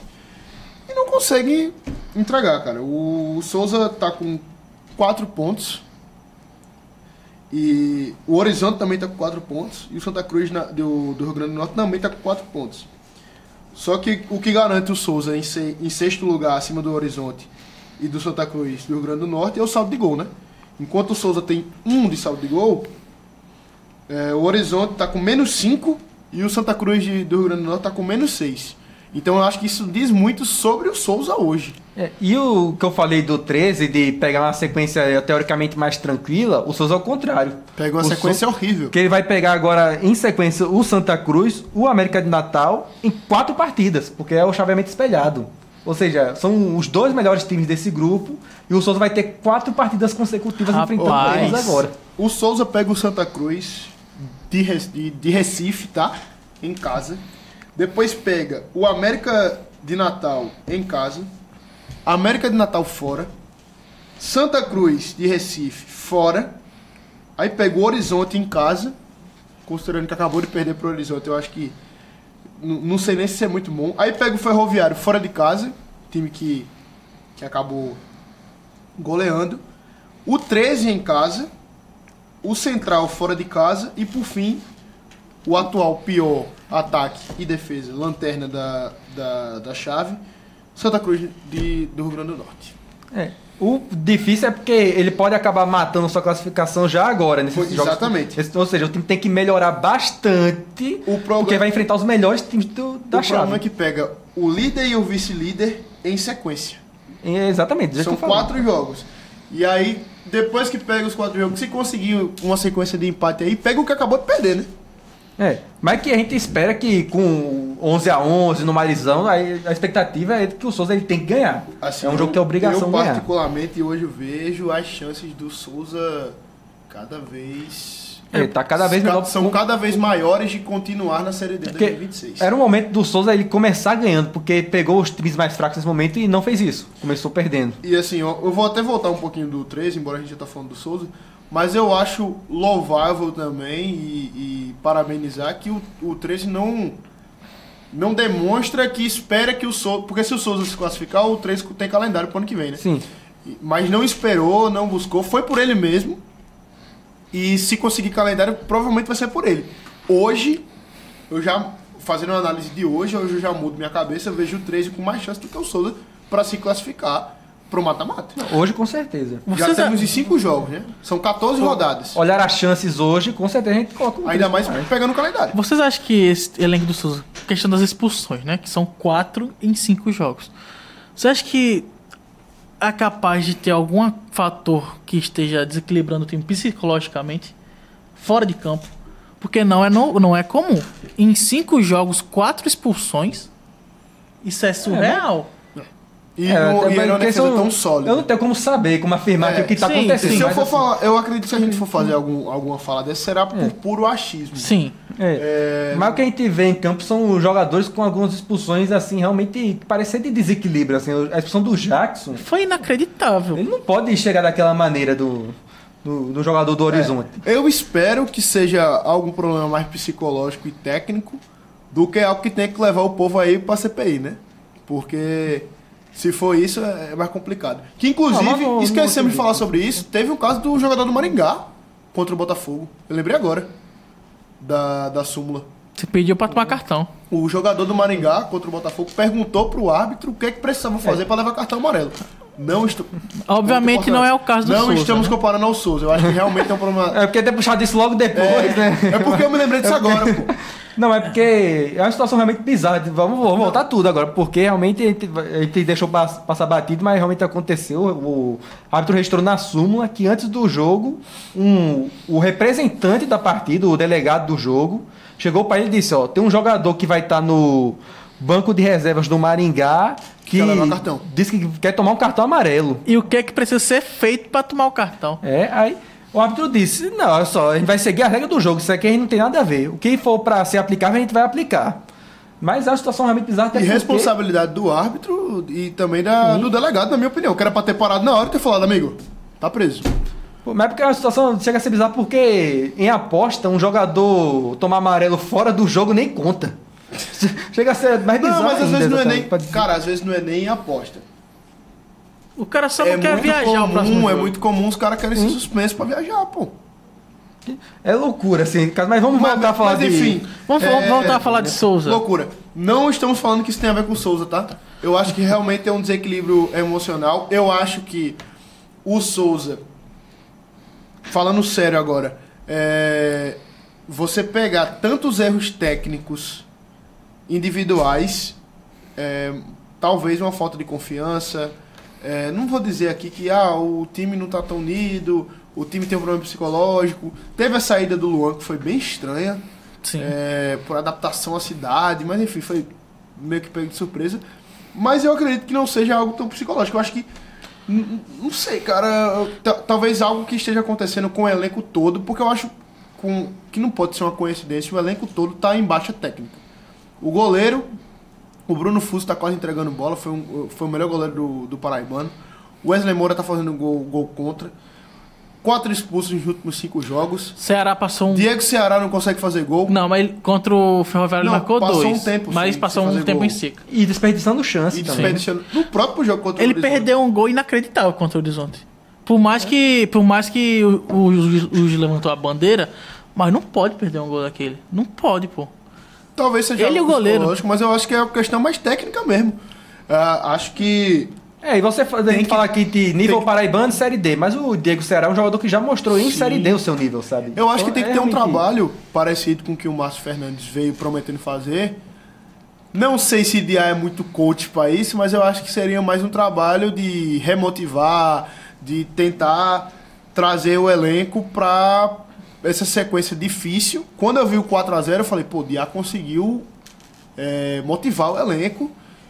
Mas aí, inclusive, a própria derrota para o Horizonte, eu acho que o Souza produziu muito, não conseguiu mais uma vez ser efetivo, converter a chance. Mas eu acho que a expulsão pesou. Você jogar contra Com um a certeza. menos. E eu acho que agora é um trabalho mais de melhorar tecnicamente. Acho que taticamente não tem nem muito o que mexer. Acho que é tecnicamente melhorar. Motivar os caras pra conseguir uma sequência, pelo menos uma vitória ou um empate. Uma vitória dentro de casa e um empate fora de casa. Só aproveitando que a gente falou sobre Diá, tem que, por mais que vemos a derrota do Souza, o ponto positivo que a gente pode extrair dessa derrota do Souza foi que Diá apostou no meio-campista jovem Ciro Henrique, que começou como titular e fez gol. Então eu acho muito bacana como é que o Souza trabalha com os jovens. Teve o Pedro Lima, né, que foi um destaque no Paraibano, marcou gol em final. E agora o Ciro Henrique, que entrou, começou como titular, ajudou a equipe marcando o gol. Infelizmente, eu acho que muito por conta das expulsões, como a gente falou, o time não conseguiu sair com os 3 pontos. Mas é muito legal, porque a gente sempre fala aqui que o futebol paraibano precisa de jovens talentos, precisa de fortalecer a base, e é muito legal ver como é que o Souza usa a base do time e coloca pra jogar mesmo, não coloca pra mofar no banco.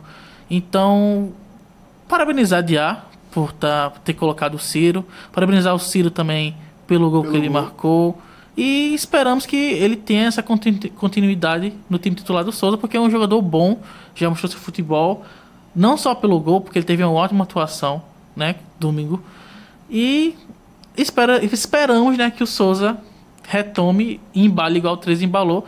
Agora vai ser uma sequência mais difícil, mas nada é impossível, né? Pois eu acho que a solução é deixar de namorar para ver se ele se inspira e consegue motivar esse time aí. Ou deixar todo mundo namorar também, como diz Diá. Não, brincadeiras à parte. Eu acho que apesar do... Eu tava comentando com os meninos ontem durante o jogo, quando a gente tava comentando inclusive sobre Ciro, né, que era da base. Eu acho que apesar do ser folclórico que é Diá, inclusive a junção ele é o Deone, é algo incrível, mas eu acho realmente que ele é um bom técnico, ele consegue, fazendo uma correlação com o futebol nacional todo, eu acho que ele é um pouquinho do Luxemburgo paraibano, digamos assim. Ele sempre teve esse olhar para a base, com falas também, um cara carismático.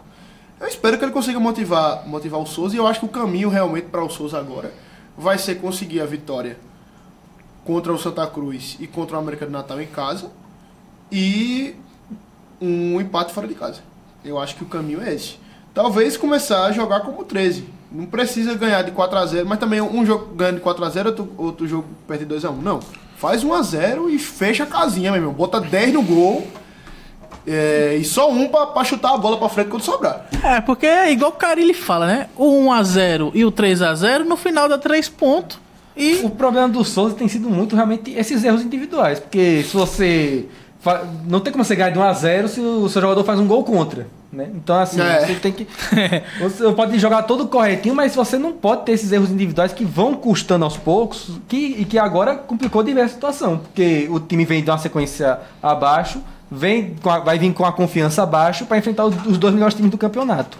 Tomara que o técnico romântico resolva esse problema. O último dos românticos, Francisco Diá. Pois bem, vamos falar de uma novidade agora que saiu. Serra Branca, técnico Roberto Márcio, né, que fala? Macho é Másquio, assim, eu chamo de sobrenome, Márcio, né? Sobrenome complicado. Eu chamo de Másquio também, Másquio. Roberto Márcio, brincadeira. Bom, renovou com Serra Branca para 2026. Ele era técnico do Sub-20. Quando o Christian saiu, ele assumiu o Serra Branca no Paraibano. Conseguiu um calendário para o Serra Branca, que era a principal meta, e agora renovou para 2026. O que vocês acharam dessa notícia?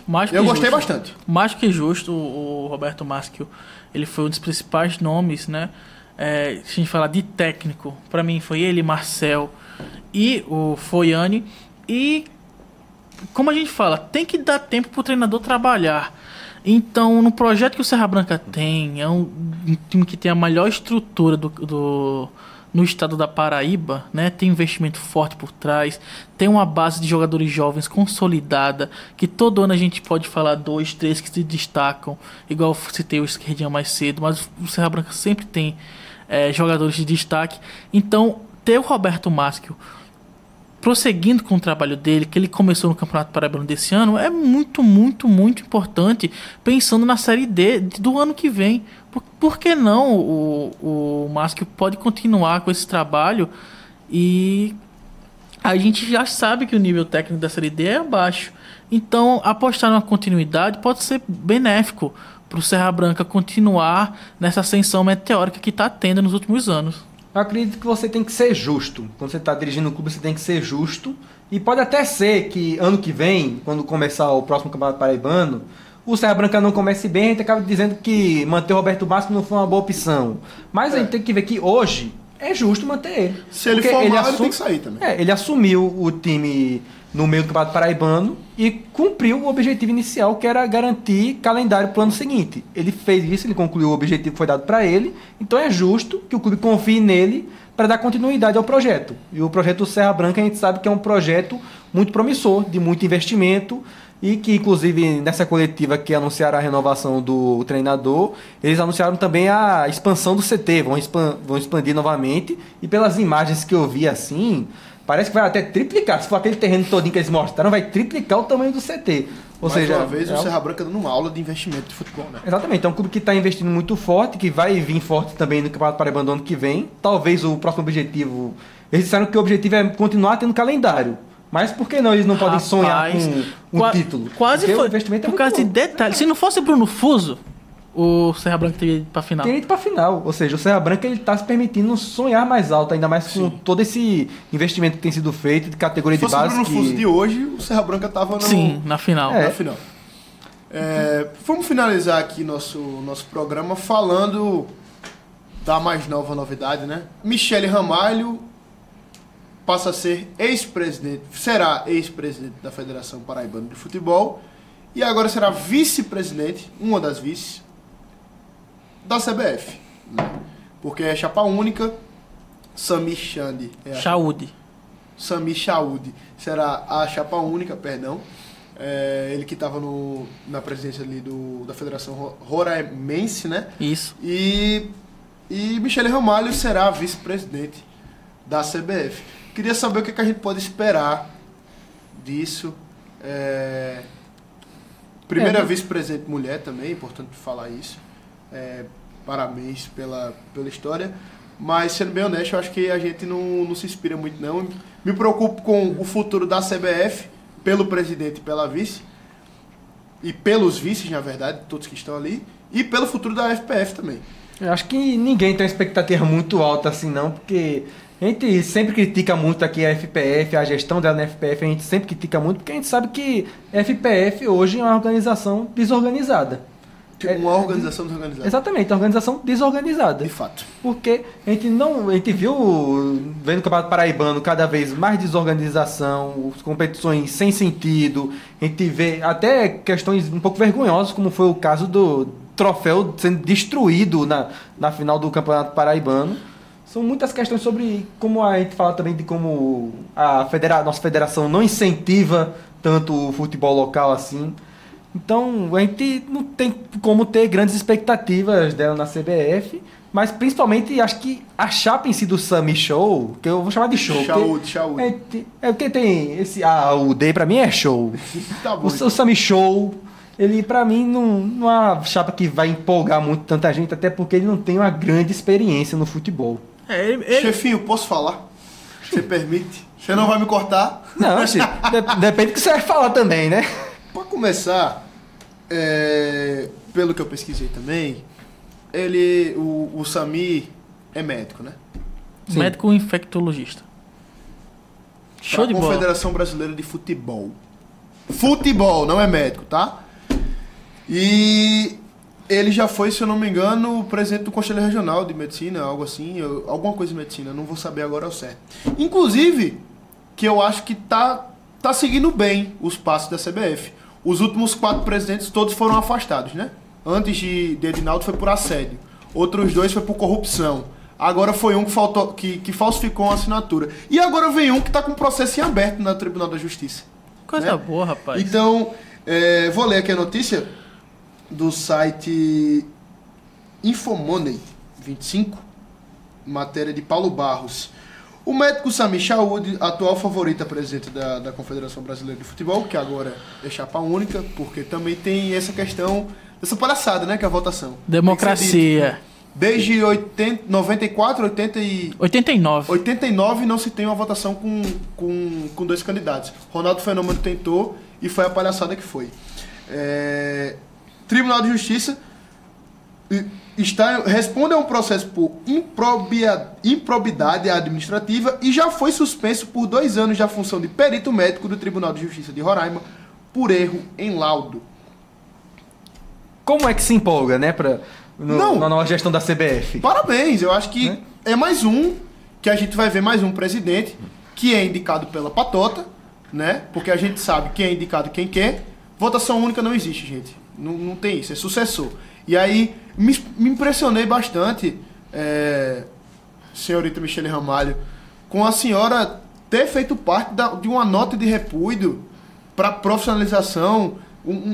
Realmente é inadmissível o presidente Edinaldo Rodrigues ter falsificado uma assinatura. Ele tem que sair mesmo. Esse presidente tão mal que a senhora votou, assim como todas as outras federações, né? Para reeleger ele. De forma unânime ele foi eleito. A senhora que era tão próxima dele, estava presente no comitê das Olimpíadas, a senhora não... Ok, pode ser que a senhora não sabia. E realmente, eu fico assim, em choque, assim, com todo respeito. Como é... Você vê que é só jogo político, cara. Você vê que é só jogo político. Os caras que eram tão próximos, que votaram unânime, por coincidência, recebendo 16 salários, tem 13º, 14º, 15º e 16º. 225 mil por mês, tá? Tudo aquilo que a gente já falou também da E revista cortando Piauí. gelo. E cortando gelo da seleção. Ancelotti tá vindo aí.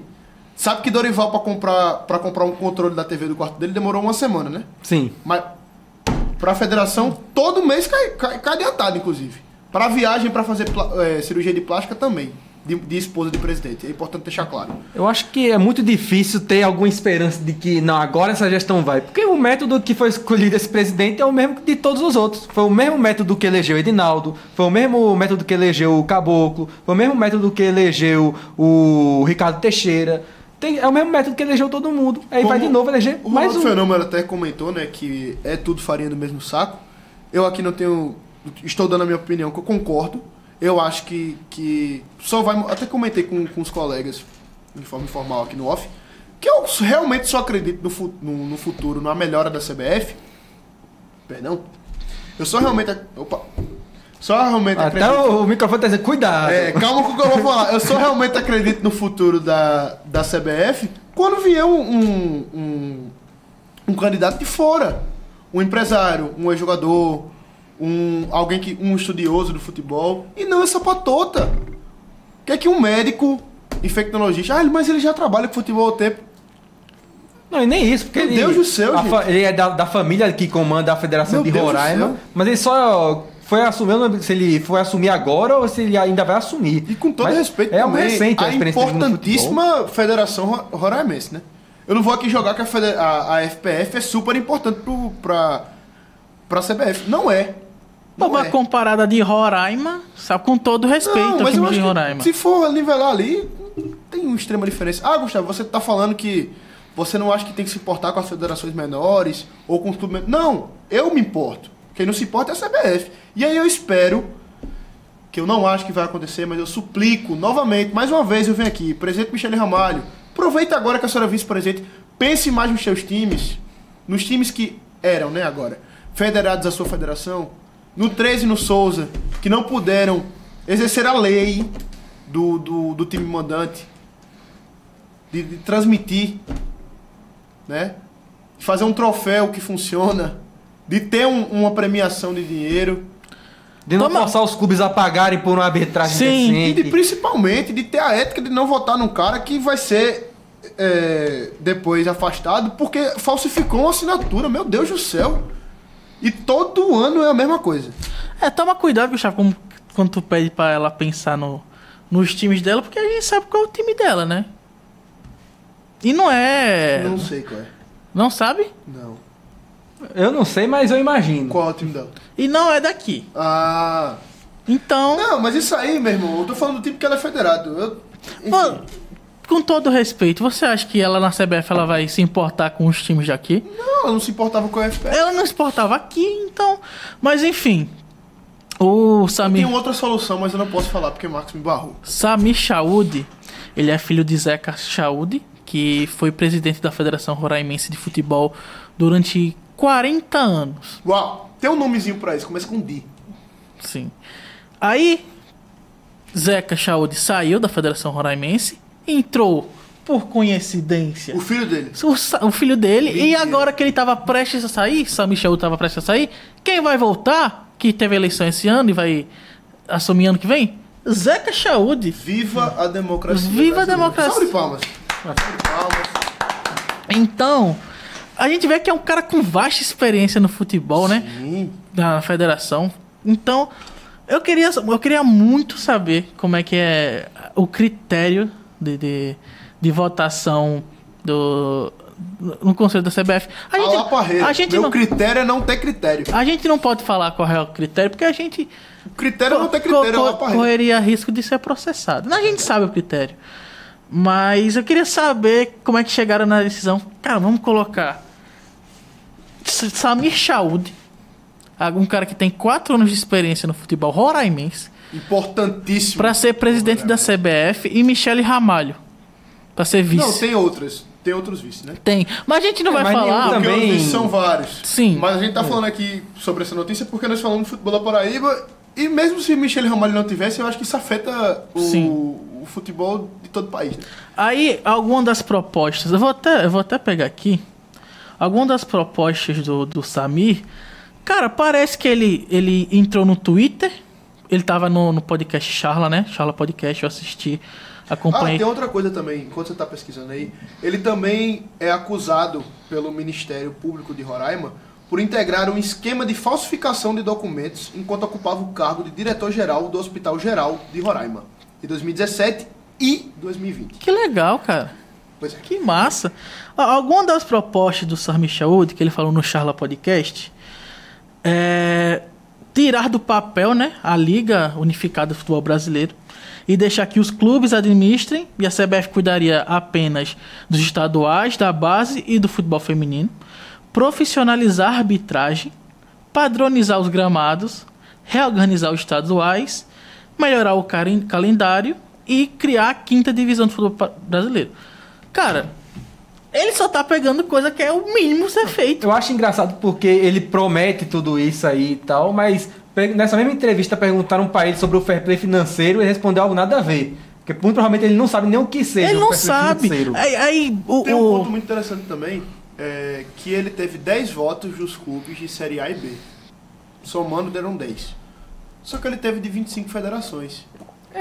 Só que é não- suficiente. O presidente da Federação de Paulista, né, que era a outra chapa, tinha mais de clubes, mas não tinha... Tinha 35 clubes. Tinha 35 clubes de Série A e B, mas não tinha 25 federações. Quem manda Porque, são as federações. Porque assim, a Federação de Amapá é importantíssima. Não dá pra viver de futebol sem ela. Dá pra viver de futebol sem o Corinthians, sem o Santos, sem o São Paulo. Foram times que assim, falando do futebol nacional, né? Dá pra viver de futebol sem os clubes. O que a gente precisa é a Michele Ramalho, né? A gente precisa de mais Micheles Ramalhos, de mais presidentes de federações do Amapá, de mais presidentes do Acre. O futebol acreano tá estralando. O podcast Futebol do Acre tá fervoroso com essa notícia. Não, mas sério, até no futebol da Paraíba, cara, a gente precisa mais de quê? O futebol precisa mais de quê? De clube ou de federação? Pra viver. Você vai ter federação sem ter time? Sim. Então, eu acho que até teve alguns clubes da Série A que... Óbvio, a gente aqui fala muito de futebol paraibano, Mas a gente eu acompanha também o futebol acho o nacional. seguinte. Essa diferença de peso é absurda, pô. Você tem 10 votos a menos e não faz a mínima diferença. Sendo que o principal interessado, a Confederação Brasileira de Futebol, na minha opinião, deveria estar se preocupando com os times de futebol. Sim, mas o que eu também acho? As federações têm mais peso que os clubes. Isso é um grande absurdo. Sim. Mas os presidentes das federações, quem é que vota? Os clubes. Quem é que vota os presidentes das federações? Não, justamente. Então é tudo, você vê que é tudo uma parada que É culpa tudo de todo uma mundo também. politicagem. E quem Mas- sofre é o torcedor.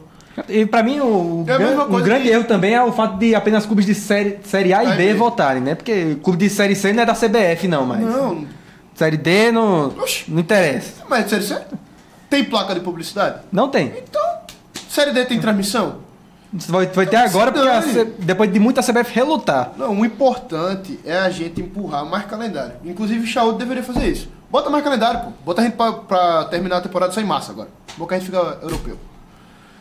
É uma das propostas deles. Estamos terminando bem, né, o programa? Uma das propostas deles é enxutar o calendário, mas ele já disse que não quer. Ele não quer mudar o estadual. É claro. Quem vota nele é as federações. Ele vai acabar com a galera de só pra concluir, cara, o que ele falava, as propostas dele, parecia que ele tinha pegado uma lista. ChatGPT. Cara, ele pegou a opinião, sei lá, do Twitter. O que o Twitter vai gostar? Aquele meme, isso aqui o Twitter vai gostar. Isso aqui o Twitter vai gostar. Aí o Bruno Cantarelli, o narrador e também jornalista do Charla Podcast, perguntou qual é a sua meta na CBF? Sabe o que ele respondeu? Não, vamos ganhar um Hexa. Como é? Cara, a proposta dele, não, vamos ganhar um Hexa. Mas eu acho que assim, de verdade mesmo, tem que agradecer muito a Deus por o Ancelotti não ter dado tchau logo. Porque quando ele chegar, ver Sami Chaúd, Michele Ramalho, presidente da Federação Acreana, do futebol, da Paraibana, Pernambucana, ele vai falar, cara, isso aí mesmo. Demorando uma semana para chegar um controle de TV, né? Porque precisa de autorização. Inclusive também saiu em uma coluna que o ex-presidente Edinaldo Rodrigues tentou de todas as formas ficar, inclusive ligou pro presidente Lula, né? Que tá em missão na Rússia. E aparentemente Lula não fez muito pra ele, não. Eu acho que era pra ele ter discado pra outra pessoinha, que eu não vou citar o nome porque eu não quero processos. Bom, em resumo da CBF, de mal a pior, né? Acho que todos concordamos nisso. Tô errado? Sim. Com certeza. Tô errado? Não, eu concordo que você tá certo. Não, todos concordamos. E nesse clima... Antes da gente terminar, bora pros palpites? Pode ser. Palpites? Começar pela Série C. Botafogo e Retrô no Almeidão, dia 25/5, às 3 da tarde. Depois ou antes do contra o Flamengo? Vai ser depois. Depois, né? Sim. A expectativa Como é que vota Marcos Eric Júnior? A expectativa é que o Botafogo tem que reagir, né? Então a gente espera que o Botafogo entre nesse jogo já com a cabeça, vencer ou vencer. É a obrigação do Botafogo vencer esse jogo. Eu fui até aqui pegar a campanha do Retrô, não é muito diferente da campanha do Botafogo. Nesse momento é 1 ponto a mais. São 6 jogos, 2 vitórias, 1 empate e 3 derrotas, 7 pontos. Então o Botafogo tem inclusive até mais empates e tal. Eu acredito que o Botafogo vai entrar nessa partida com a obrigação de vencer. Porque por ser em casa, por ser contra um time que não está na parte tão superior, igual estava o Maringá agora, eu palpito na vitória do Botafogo. Quanto? Pra colocar a sua carinha e o placar na edição. Não, vai ser uma parada tipo... Vai ser 1-0. 1-0? 1-0. Gustavo Cruz. Eu vou falar 1-0 também, pô. Mas eu vou botar... Não, a zaga do Botafogo, do jeito que tá, vai levar um golzinho, vai ser 2-1. Eu tô confiando em Michael. Eu vou de 2-0. 2-0 o Belo vai começar a sua eu ia falar em ascensão. 2-1 Botafogo.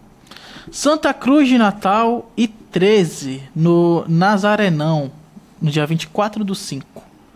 Mais um jogo que o 13 tem que vencer por ser contra o pior time do campeonato até aqui. 1-0 13. O 13 também, acho que 2-1, porque não sei se fica 4 jogos seguidos sem sofrer gol também. Eu vou de 1-0. Você vai emendar 4 vitórias por 1-0 aí. Souza aí. Souza e Santa Cruz no Marizão. Santa Cruz líder do grupo na Série D. No dia 25/5, domingo, às 4h30 da tarde. 2-0 Santa Cruz. Marcos? Eu não sei se chega assim nesse nível. Me perdoe, a expectativa é de vitória do Santa Cruz. Tenho o maior respeito aqui por essa camisa. É o que a gente vai palpitar pelo que o Souza fez até aqui. O Souza não demonstrou nada que fizesse palpitar além de outra coisa. Mas vou dizer que vai ser 2-1 pro Santa Cruz. Cara, Diá vai botar os meninos pra correr, 1-0 pro Souza. No Marizão. No Marizão. Isso talvez seja um fator, mas o Santa Cruz começou muito bem e o Souza começou muito mal. 2-0. Eu vou de 1-0. Eu vou de 1-0 Souza, porque eu confio no Diá e na força do Marizão. Não. Galhardo vai chorar no Marizão. Não, pode ser o Vai início de passar uma mal. remontada do Souza no campeonato, mas pelo que tem sido até aqui, eu não consigo Você que palpitar fez em o outra torcedor coisa. souzense sofrer no futebol, no futebol da Paraíba, vai Pedrão, né? E agora está querendo se redimir depois de ter tirado títulos dele. Não, eu gosto muito do Souza. Na final do Paraibano, eu acompanhei o Souza, cobri o Souza. Sim. E tenho familiares em Souza. Ah, mas aí Então, tem amigos que são torcedores. Sim, Eu mas sou- eu não- tenho nada contra. Cara, eu adoro o Souza, cara. Não, eu adoro o Souza. Sim. Não, você Eu está sinto- igual. eu gosto, sinto você tá muito. querendo- Você está igual Você tá- a Rascaeta, que meteu o gol tirando o título do Flamengo e depois foi jogar lá tentando se redimir. Você tá vendo o que você tá tirou querendo o título fazer. do Souza no nosso campeonato. Você tá e querendo agora se tá querendo redimir, meu irmão. Você tá querendo se redimir, fala a verdade. No primeiro programa do Futebol da Paraíba, eu falei que o Souza ia ser campeão paraibano. Ó, voltou lá ainda, velho. Tá querendo se redimir. Não. A torcida do Souza sabe que eu sou torcedor do Alto Quem me Sport. conhece sabe. Eu Ei! só representei o Ó, meu mais time. um pouquinho disso, quando É, você amigo. pode ser candidato a Não presidente precisa da ficar CBF. levando as coisas a sério assim, não, meu amigo. Pois bem, espero que vocês tenham gostado do programa. Sigam a gente nas redes sociais, os hosts, o Futebol da Paraíba também. @Fute da Paraíba no Instagram, Futebol da Paraíba no YouTube, a gente também tá no Twitter, no Spotify a gente vai voltar, né? Essa Vamos, notícia aí. finalmente. Vamos voltar pro Spotify, a gente avisa quando. Quase não começou, né? Esse programa sai terça? Vamos ver, né? Diga, acreditamos que sim, vamos temos fé que prometer não. sim. Mas teremos programa ao vivo também, fica ligado. Liga a notificação aí do Futebol da Paraíba. Eu queria agradecer Ítalo Vieira, Marcos Eric Júnior por estar aqui. Inclusive, parabéns, feliz aniversário, meu irmão, atrasado. E é isso. Valeu, até a próxima, até semana que vem.